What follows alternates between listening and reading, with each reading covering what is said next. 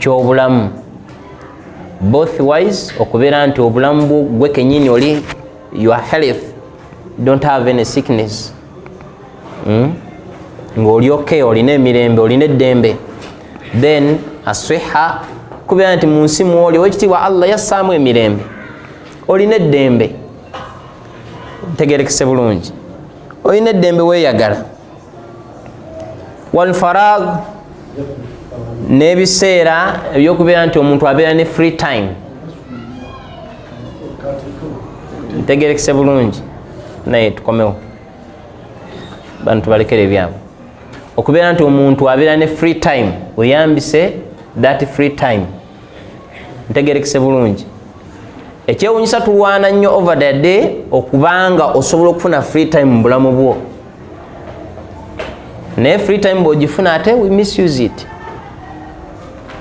tegerekese bulungi tugi misusinga twerabira nti owekitiibwa Allah subhanahu wa ta'ala yatussaako emirimu gye tulina okukola nga mingi nga n'obudde bwe tulina ogikoleramu giggweyo butono bufunda kasalawatul khams sooka obale nti tulina eswala mmeka 5 almafruda ez'obwetteeka abasajja fil jamaa mu muzigiti mu jamaa tegerekese bulungi alqira'atul quran alkarim tulina okusoma ki quran tarbiyatul awlad tulina okuwangalira kukuza obulungi abaana baffe betuzadde olina okufuna akadde onyuke mangu oddeyo waka obuulirire ku zadde manyi nti otuuka ekiseera omwezi ne gugwako nga tosobodde kutuuza ku baana bo kubabuulirayo kintu kyonna kisobola bayamba mu nsi naku akhira ntegerekese okujjako bye twakwata nti bw'otuuka ewaka obuuza abaana musadde ne bakwanukula nti nam tusadde oba tubadde bize tetukoze eki n'obaako n'entabuka gy'otabuka oba okwebaza kw'osobola okwebaza naye have you ever spared time n'otuulako n'abaana n'obasomesa kale ndya kale neeyisa mu bantu tegerekese bulungi oh how this world drives us ensi eno etuvuga etya tuvuga etuzaawa emiguwa egituleega gigenda gituleega gitya bo bakulaba batya bandibanga balaba nti gwe riziki gw'ogikola ntegerekese awamu n'ekyo nga bantu bakulu bakuze bulungi naye bo balaba nti riziki erabika ndowooza eva gy'oliiyo gwokola ki kola riziki ate nga tobabayana tobayambangako kubannyonnyola nti owekitiibwa Allah yakola ki yagabirira bw'ogattagatta ebintu ebyo byonna binolanga obudde tulina butono nnyinza okuba sisobola bagamba nti tetugenda mu sinema tetugenda mu bibanda bya mupiira tetugenda mu ki kubanga emitima gyammwe gibyagala naye tekiŋŋaana kubagamba ti obudde Allah bwe yatuwa obw'okukoleramu ebintu bye yatugamba okukola olaba nga obudde buki bufunda bwegadde butono okusinziira ku mirimu ow'ekitiibwa Allah gye yatugamba okukola n'ekyo mbakubiriza nti never ever spare time gy'oyise free time ate n'ogisanga eri wasteful ng'ate gw'ogyeyonoonedde ng'obudde bwe tusinga okumala naddala nga tuli ku masimu tuwhatsappinga obanga tuli ku tiktok o tiktoking oluzungu bwetyo bwe luli tiktoking n'ebirala ekyo ekitegerekesemu ekyo naye kyotugamba nti asiha walfarag oyambisa obulamu obwo bw'olina Allah bw'akyakuwadde ng'omubiri gwe gukyali oke oli health tolina body disease you take that full advantage of your health then take that advantage obwokubeera nti al-farag that free time you are having that Allah subhanahu wa ta'ala has given you tubadde ku kintu ekyokusatu nga tugamba nti wasihataka qabla saqamika obulamu bwo your health before your sickness tegerekese bulungi or illness weyambisa omubiri gwe okubanga ogweyambisa okukola ibadati ez'enjawulo ng'endwadde tezinnakola ki tezinnagutwala. Tusomesa bintu 5 byokka. A little bit of time tujja kusharingamu mubimbuulire nammwe 5 byokka si bwe kiriseka. Then ekintu ekyokuna waginaaka qabla faqarika, obugagga bwo ng'obwavu tebunnakulumba. So you should stay warned and expectant, oba olina okusigala nga bakutegeezezza ekiyinza okujja n'okubeera ng'olina essuubi ti akaddeko n'owekitiibwa Allah asobola okukwata mu byenfuna. Tegerekese bulungi ng'amawulire agajja mu suratul Baqara 155 bwebanga yeeyo, walanabluwannakum bishaiin katono Allah ajja bakwatiramu kaki katono minal khawf, embeera zo kumwowangali Allah akuteeremu akutabuliremu kadoozi minal khawf. Beera awo ng'olina byeweeraliikiridde byotya kikishe nti waaye bulamu bwange. Tegerekese bulungi minal khawf wal ju'i wa naqsi minal amwali wal anfusi wathamarat. Allah wamaanyi, Allah mugezi, Allah wakitiibwa, yakuŋŋaanya emisiiba gyonna mu duniya n'agizingira mu aya eyo. Tolina musiiba gw'osobola kuleeta okujjako nga guli muki mu aya eyo. Bintu 5 bwe biti, tolina musiiba gw'ogenda kuleeta. Ntegerekese bulungi bishaiin minal khawf wal ju'i wa naqsi minal amwali wal anfusi wathamarat. Ntegerekese bulungi negudde naafu ndi wekitiibwa Allah wansi. Allah yatuteerawo edduwa, wabashiri sabirin alladhina idha asabatihum musiban qalu inna lillahi wa inna ilaihi raji'un. Twaliko wano omulundi guli tugamba nti abafiirwa ffenna bwe twasinga okulowooza nga tulowooza nti ekola mu kufiirwa ki, ate nga oba otunuulidde mu aya ensengeka okufa ndowooza kuli musiba gwajja oba gwakuna.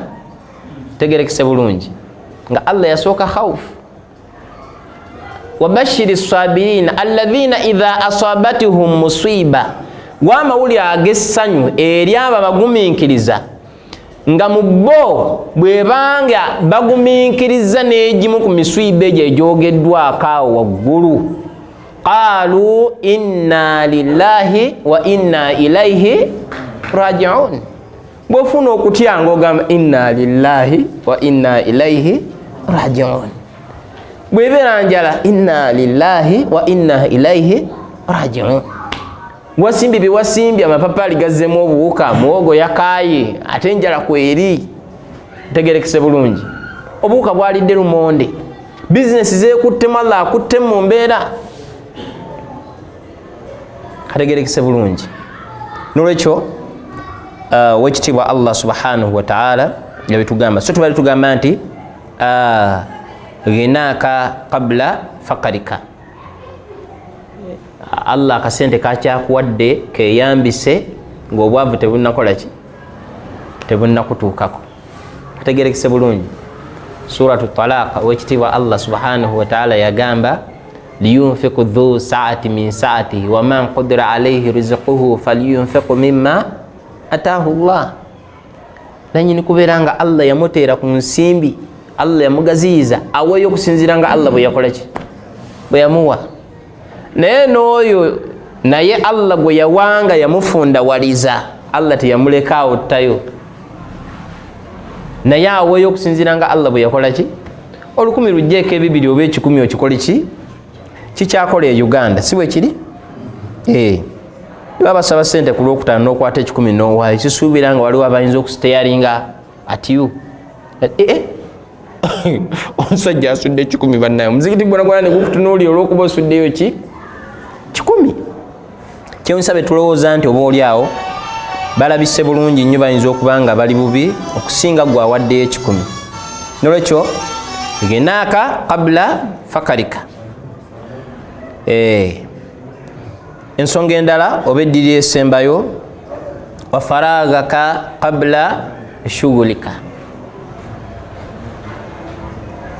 ebiseera byo ebyeddembe biri free time ng'obwa bize tebunnakukola ki tebunnaba kukutwala. Osobola okusanga omusajja ng'ali bize obuuza kibuuzo seka yawadde mu mawulire naam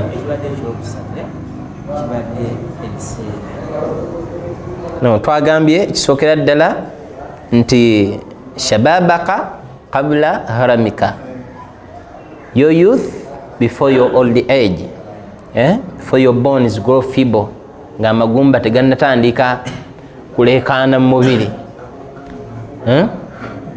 Kitegedde kadde asitukaawo n'owulira ng'alinga gwe bayungamu ebintu, tekibadde kimu. Then wasihataka qabla sakamika, obulamu bwo, bwe njogera ku bulamu bantegeeza kuba nti omubiri tegulimu bulwadde, tegulimu ndwadde zonna. Qabla sakamika, nga tonnalwazibwa. Waginaka qabla fakarika, n'obugagga bwo ng'obwavu tebunnakola ki, tebunnakutwala. Tegerekese bulungi? Wekitiibwa Allah subhanahu wa ta'ala yagamba mu Qur'an ekitiibwa suratu Ali Imran, osomba Qur'an sinza kugijjukira naye eri wansi nsya, agamba nti latubilawunna fi amwalikum wa anfusikum. Latubilawunna nenuuni eyo eya tawkiidi ey'okunyweza nga balumiriza oyagala toyagala kirina okukola ki. Walanabiluwannakum, owulira nuuni eyo oba oyagala oba toyagala kyo kyakujja. Tegerekese bulungi. Latubilawunna fi amwalikum wa anfusikum, oba aya bwetu bwetambula. Allah agenda tugezeseza ddala mu maali akwatemu, bimaana yufqaru hadha wa yughni hadha. Oliba mwavu waza ate oli akola ki, gaggawala, tenga bonna ba family emu. Wa anfusikum, n'obulamu bwaffe abukwatemu, obeeraawo ng'olina bye weewuunye ebitambula mu nsi ebyenjawulo naye nga bikunakuwaza. Wala tasma'unna min alladhina utul kitaba min qablikum, mugenda kuwulira bingi ebijja nga bibakosa emitima okuva mu abo abaaweebwa ekitabo. Bwe tutayogera ku abo bannannyini Bayibuli ssaawa ne tuba tuyinza kugamba baani. Wa min alladhina ashraku adhan kathira, Allah bwe yatuuka ku bano be tusaala nabo abashiriku be tubeera nabo mu layini n'agamba nti adha kathira, ate awo ebitukosa bigenda kubeera bingi kubanga programs zaffe bazimanyi. Batambula naffe tupulaninga kuzimba muzigiti bali naffe, ate ng'emitima miki fi qulubihim marad, balina endwadde ez'enjawulo.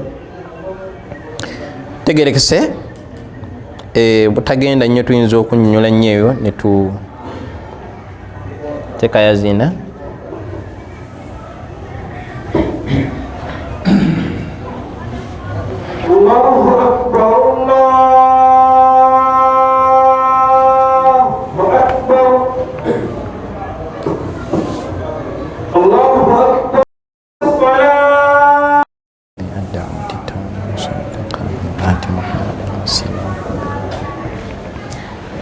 Naam, budde obutini buno tubweyambise tumalize somo muwanvu naye gezaako okugatinga short. Then ekintu ekisembayo tusobole okutaanya obulala lubusigadde. Kyakuna ekiddira ekisembayo bagambye nti wafaragaka qabla shughulika, your free time before you get occupied. Before you feel yourself busy, obudde bwo obw'emirembe ebwo obw'eddembe nga tonnabeera busy. Alinga mpangala n'omusajja oyo naye yafuuka busy kati sikyamukola ki nammwe olaba. Naye twalinga n'obudde bwaffe nga buli free nga tusisinkana ne tutuula ne tunyumyamu, n'omu n'atuuka ekiseera emboozi neesiriikirira naye nga mwenna we muli awo. Eka kati saayo n'omugamba salaamu aleikum, seko ngamba ki obudde bukoze eki bugenze. Okiraba So if there is one of us who misused obudde bwaffe obw'eddembe nga waliwo yabwonoona, twandibadde mu kaseera kakwejjusa oba twandibanga tuli mu kaseera kakola ki? Tikale singa obudde obwo nabukoleramu kino, singa nabukoleramu kino. Allah yateeka baraka mu kusoma Quran. Teri yateeka birowoozo ku kuyiga kusoma Quran yasawula n'agimalamu omwaka. Omwaka ogwo si munene? Myezi. Naye olowooza abayizi baffe bazimalamu bbanga ki? Nze ndabe nasoma nabo ekiwali mu kino. Naye buli lwenyendayo gye twasomera eyo nsanga bakyabawejjesa. Oba okitegeera? Naye nabo balabanga eddiini bakyagisoma, basoma. Naye that mindset okubeera nti gwe okubeera ne comfortable zone eyo nti gwe wooli ne weerabira hadithi yaffe gye twabaddeko Nabi Muhammad sallallahu alaihi wasallam agamba sahaba nti kun fi dunya ka annaka garib. Dunia gibeereko ng'omuki mutambuze. Tegerekese bulungi. Nabi sallallahu alaihi wasallam yagamba sahaba n'agamba nti jjukira nnyo okufa. Nayo hadithi Sheikh Albani yagisahaha mu kitabu kya Sahih al-Jami. Yagamba nti jjukira nnyo okukola ki? Okufa. Kubanga mu kujjukira okufa okwo kukuleetera gwe okutandika okutunuulira obudde bwo obw'eddembe okuvaluwinga. Tegerekese bulungi. Okuvaluwinga obudde bwo obw'eddembe. Tunuulira ekigambo ekyajja mu Suratul Kafi. Wekitiibwa Allah ng'agamba Nabbi Muhammad sallallahu alaihi wasallam wasbiru nafsak ma'a alladhina yad'una rabbahum bilghadati wal 'ashi yuriduna wajha wala ta'du 'aynaka 'anhum turidu zinatal hayati dunya. Tegerekese bulungi. Wasbiru nafsak ma'a alladhina yad'una rabbahum. Munda mwa aya eyo mulimu bino bye tusoma. Omutima gwo gumiikirizise wamu n'abo abali mu kukowoola omulezi waabwe, abali mu kunoonya containance face of their Lord, abali mu kunoonya okusiimibwa kw'omulezi waabwe Allah subhanahu wa ta'ala. Ebiseera ebisinga ekyo tukigendamu nga tufunye obudde obw'eddembe n'otulaawo n'okwata ku mutwe kati kino ne kijja gundi yakulyaza amaanyi na kino ne kijja gundi yakola bwati gundi yakola bwati gundi yakola bwati. Wasbiru nafsak ma'a alladhina yad'una rabbahum. Tegerekese bulungi. Era Nabbi sallallahu alaihi wasallam yuqaalu kigambibwa nti Jibrilu alaihi salatu wassalamu yajja n'amutwala n'amulagirira yali abantu abo baali baavu, abamu nga tebamulabanga nako, abaali bamumanyi bwe yatuukawo ne bamulaba nga bamumanyi ne batandika okweraliikirira ekigenda okubaawo, n'abagamba mukola ki wano? Ne basiriikirira eyali omugumu mu bo n'ayanjula n'agamba nti tuli mu kweyigiriza ddiini yani ya Allah. N'agamba nti mukakasa kye muliko? Yetaliwo n'okusinziira nga bawalimu bagenda bannyonnyola nti n'abawa ebigambo ebibagumya. Genda kuyingira ejjana wayitewo ekitundu ky'olunaku abagagga balyoke bagikole ki? Bagiyingire. Allahu ta'ala alam. Naam, tulina hadithi yaffe nga tusembera okumaliriza. Nabi Muhammad sallallahu alaihi wasallam yatugamba ad-dunya sijinul mu'min, sibwe guli jannatul kafir. Etukaliga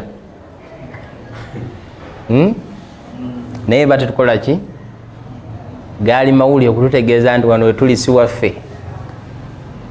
Twajjawo for examinations, anaakola obubi examinations anaateeka akalaga ajjalo mu examination room, ajja kusanga results eri nga siki si nnungi. Hadithi endala Nabbi sallallahu alaihi wasallam yatugamba nti mirimo ohsiha lakum, mirimo gino gye tugenda tukola Allah, hadithi al-Qudus, mirimo gino gye tukola Allah agituteekerateekera, malayika zituwandiikira, Allah n'abituteekera mu bitabo.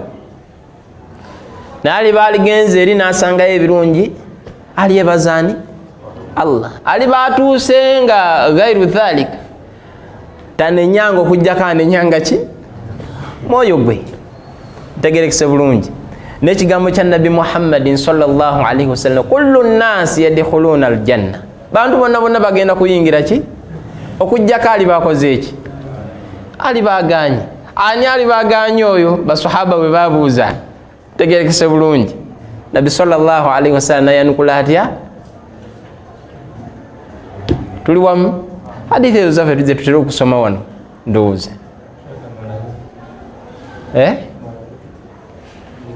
Nabi sallallahu alaihi wasallam n'agamba nti oyo yenna yenna ananjemera alibaganye okuyingira ki okuyingira ejjana tegerekese bulungi hadithi endala Nabi Muhammadin sallallahu alaihi wasallam yagamba nti inna dunya hulwatun hadratun duniya eno mpoomu ewooma eri sweet ate ya green tegerekese bulungi mpoomu ate ya green wa inna allaha mustakhlifukum fiha fayanzuru kaifa ta'maluna ate ng'owekitiibwa Allah agenda gitusikiza oba agenda agitusikiza mpola mpola wekanga abadde awangalya mu karuumu wali ng'olina kapuloti ke wakoze eki waguze naye endagaano neebaako ani abadde nannyini awo kati nga wafuuse waani wo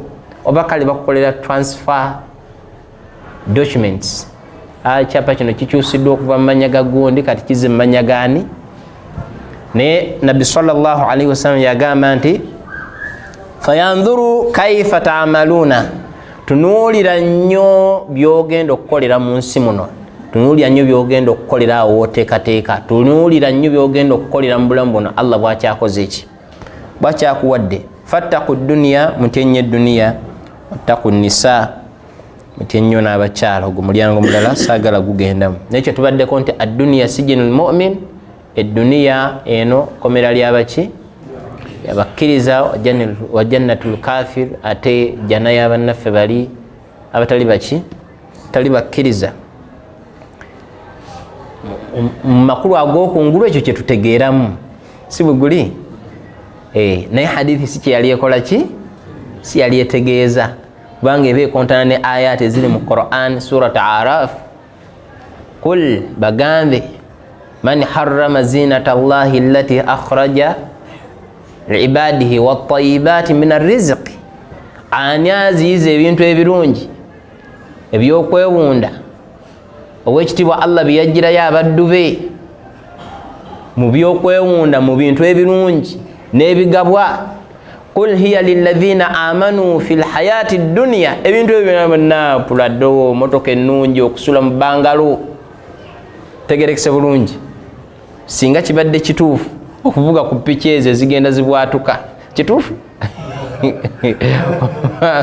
singa Allah yasinga okumanyi hiya lilladhina amanu fil hayati ad-dunya ebintu ebyo byonna bina byabakkiriza mu bulamu buno obwaki obwensi nga tetunnafa okusula kw'obulungi ng'abaana basula eyo gw'osula eyo mu nnyumba nga y'emu mugenyi bw'abazze ng'asula eyo eddiiro nga liri eyo ng'okeera ku makya kulambuula ategerekese bulungi emmotoka ng'okebera ku gy'olina okuvuga ku makya eno nagivuze jjo njagala kuvuga kati eno kanvuge ku eno oba okiraba ng'ezo z'olaba ezo eziri waggulu ezo mu gavumenti tuzeetaaga bannaye tegerekese bulungi aya endala khudhi zinatakum inda kul masjid mu aya eyo mulimu okulaga nti omusiraamu olina okwefaako kubanga olina obusobozi obusobola okugula engate y'emitwalo 5 nga abayinza okukaabirira eno wabatereezezza genda ogikole ki ogigule ategerekese bulungi ekanzu y'emitwalo 4 genda ogikole ki ogigule ojambale teweekuba njawulo kubanga owekitiibwa Allah yatuta kategerekese bulungi wabula adduniya sijinul mu'min edduniya eno kkomera lyabakkiriza nti tetusobola kwetaaya emitima gyaffe gikatingibwa short ne bye twagala oba okyalowooza ku kino n'oyagala kiri time oyagala kiri nojjuka ekyo Allah yakikola ki ekyo Allah yakigaana n'ekyo Allah yakikola ki Allah abatatuiziyiza riba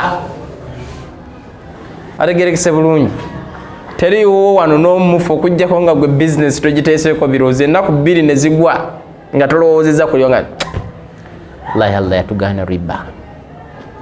Ina muto wange yagenda ne yeewaayo olumu n'agamba leero kangende nzijjuze kasa ne Allah akola ki naye ekikokoto kiri ekyali kyasiba ku mutima ekitiibwa Allah yamusaasira mu kaseera ng'atwalira chairman ateekeko omukono ogusembayo n'agamba naye gyendaga luno olutalo naani nakisomako omuwalimu yakisomesa muziyiti nga mwendi n'abikwata n'abikola ki n'abiyuza. Allah amusiime.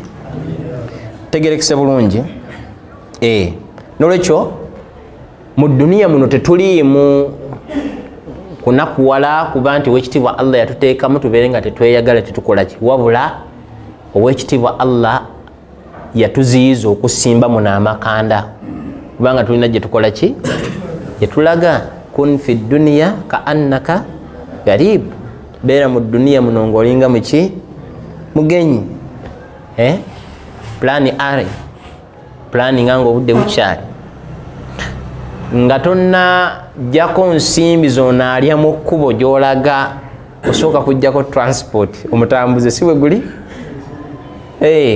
osooka n'obala transport zino zintuusa n'okudda kati wabaawo ezisigadde no planning okulyako kati n'okulyako nakwo kuvaalinga onaalya kindaazi oba onankyamako mutonninnyira ddala n'olivaako okusinziira ku mmeka ezisigaddewo.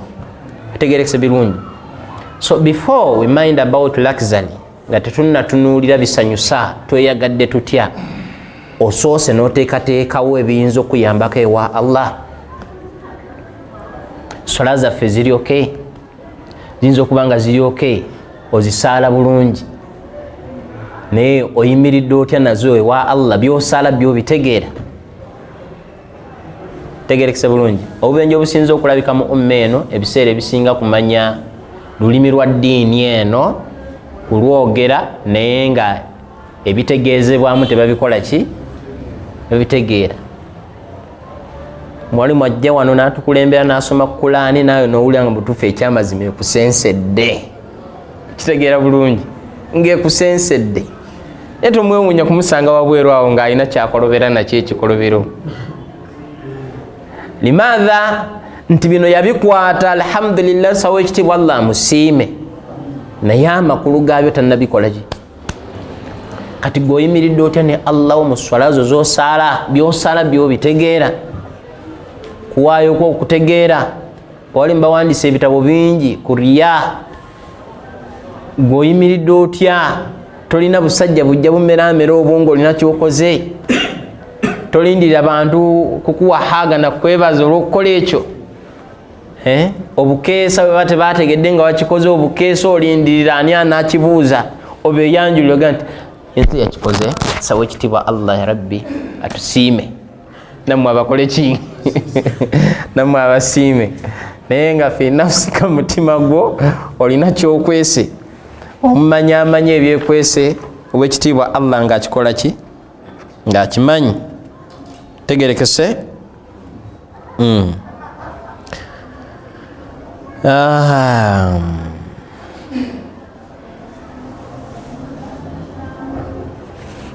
twongereko diffiking wekitiibwa Allah subhanahu wa ta'ala yatugamba mu Qur'ani ekitiibwa suratu Fatiri aya ndowooza ya 5 Allah yagamba nti ya ayuha nnaasu inna wa'ada Allahi haqq bange mu abantu endagaano y'ekitiibwa Allah yaki yamazima la yastaqdimuuna wala yastakhiruna tesobola kwongezebwayo yadde okukendezebwa oba okukendezebwa esembere mangu oba yeyongereyoko it is fixed. Fe abatambula nga tulaga gyekola ki gyeri kiyama twagala tetwagala kyakukola ki kyakutuuka and every day it is counting down. Budde bugenda butubala bugenda butubala naawe kenyini okakasa nti osembera kugenda haq. Allah natugamba nti fala tagurrannakum alhayatu dunya bulamu bwensi buno bannaye tebutubuzaabuza. Bulamu bwensi buno play, amusement, enjoyment, kusanyukamu, kwegayazaamu, budde bwa kutuyambako. Allah yabuteekerateekera butuyambeko okusobola okutuuka nabiri Allah bye yatugamba okukola, tutuuke nabyo gyali nga Allah atusiimye. Wala yagurrannakum billahi algarur, and not let the chief deceiver shaitan, sitaani anaye tetuleetera okukola ki, kubeera ng'etuwugula ng'etujja ku mulamwa. Sura zaffe endala nga suratu Nahal, wekitiibwa Allah subhanahu wa ta'ala tugaa nti suratu Nahal sobola okutunuulira eri suratu Al-Ala, ziri eri mu juzu amma. Bal tu'thiruna alhayata ad-dunya, bulamu bwensi bubakoze eki, bubatutte, bubagayazizza, bubamazeewo. Ate nga wal akhiratu khairun wa abqa, ate nga akhira yesinga obulungi, ate wa abqa ye original. Ekigambo ekituufu kye tulina okukozesa. Tegenda kukola ki? Tegenda kuvaawo. Ntegeerekese bulungi. Tusembyeyo buno butono, saagala mbalowoozese nti mbakaliga.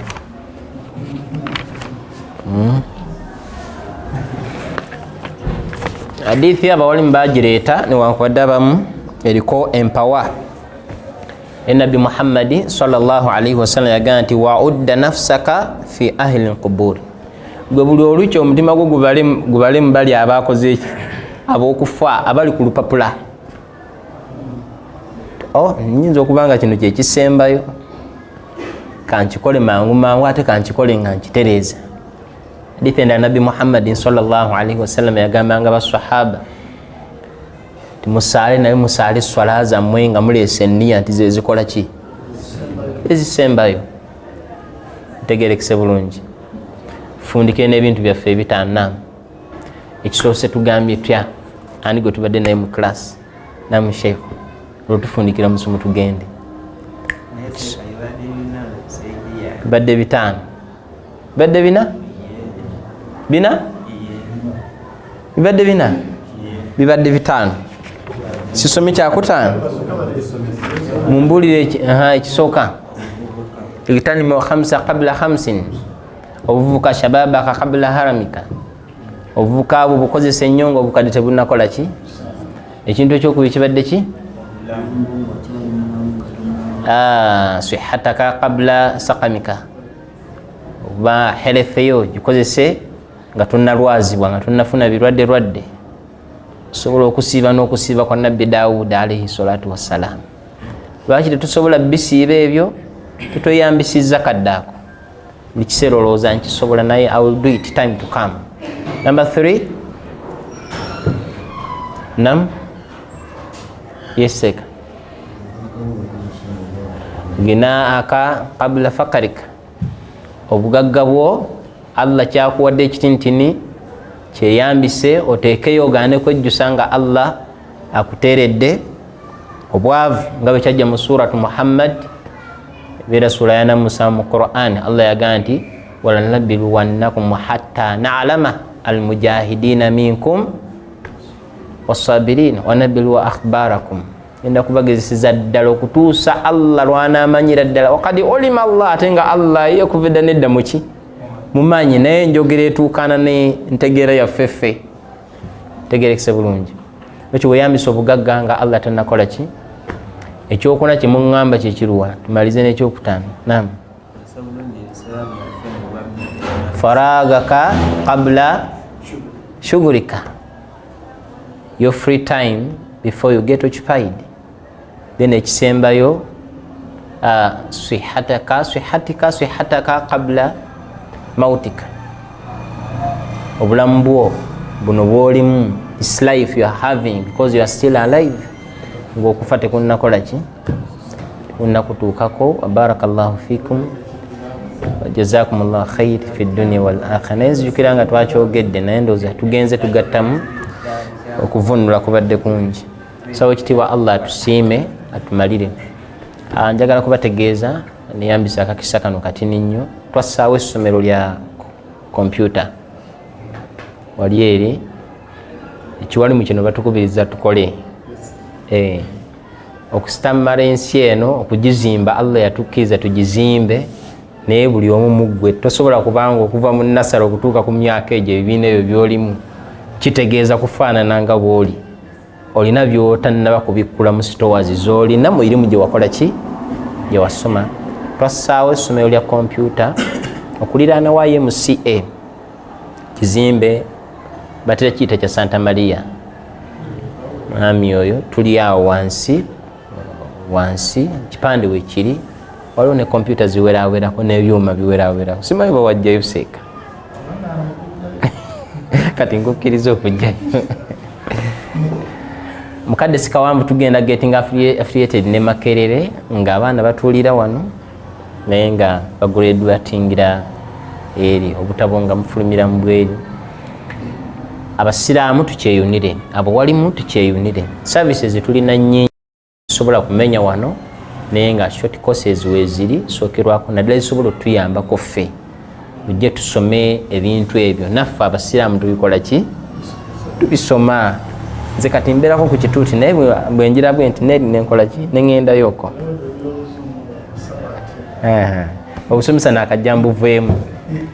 Mbadde chairman academics ku ssomero lya Seeka Abbas Zubairi Senkuba lya secondary liri nolwekyo tukubirizibwa nabbi yatukubiriza okubanga tukola ki edduniya nayo tugikole ki tugisome. Obudde buweddeyo nandibadde nyongera okugaziyaamu awo awantu.